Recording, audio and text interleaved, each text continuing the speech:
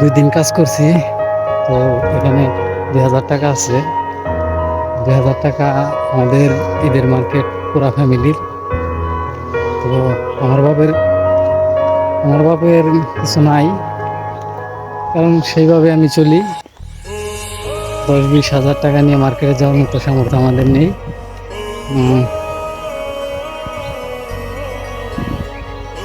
সবার জন্য এই মার্কেট হবে 2000 টাকা থেকে। তো দেখি কি করা যায়, কি কি কিনা যায়।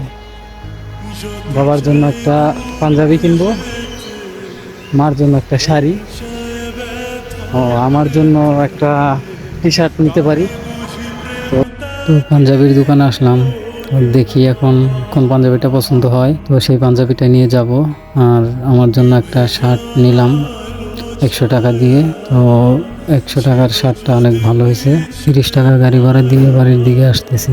এই ছিল গরিবের মার্কেট। সো সবাইকে ধন্যবাদ।